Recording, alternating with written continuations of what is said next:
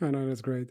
And what would be your advice to someone? I mean, you started your company, you traveled around. What would be the key learnings that you would like to share with someone thinking about, okay, I want to start a company, I want to start a SaaS company.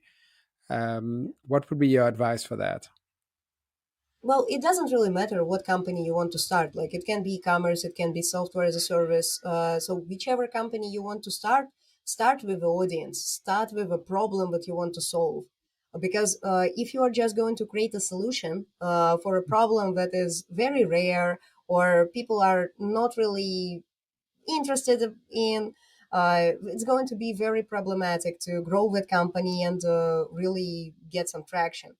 I've Mhm. seen that happen a lot with some technical people when they just, oh, I developed this amazing solution. Now I just need to find the problem.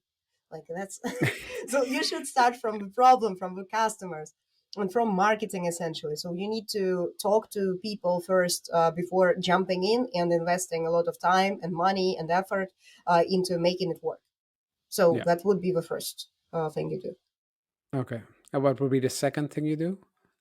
Well, the second thing would be to get to a steady sales volume because Mhm. in like regardless if it's software as a service or if it's e-commerce business, you just need to get to sustainable sales so that Mhm. you can actually afford to hire people and not just survive in your own business with like one person self-servitude Yeah. because that's what used to be the problem with our first business in China, where we were just fulfilling over orders, we were selling, we were establishing like the customer connections, and like everything was handled by us. Like, Mhm. and at some point we just say like, what's the point? If we were even working at a job, we would be earning more money. But Yeah. at that point, we just realized that to free ourselves, we need to automate as much as possible and Mhm. to really make it sustainable in terms of like like every period we get enough sales to sustain the company, to pay all of the bills, and continue growing the company. If Yeah. that calculation doesn't work, everything else doesn't make sense. Yeah. Yeah. And that's a goodness, I think, of a SaaS model as well, having those subscriptions coming in, allowing you actually to build constantly over time, actually, your business and Yeah, growing the size of the wallet. Yeah. Yeah. which actually, That's, yeah. like it actually brings up this interesting concept that we also explore in Trackmage, and we try to communicate to as many people as we can.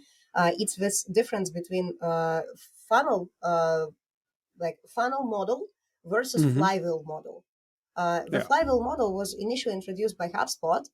We just adopted it and just tried to make it more user friendly because, like again, HubSpot they explained it in like high marketing terms, and we wanted to explain it in like layman terms.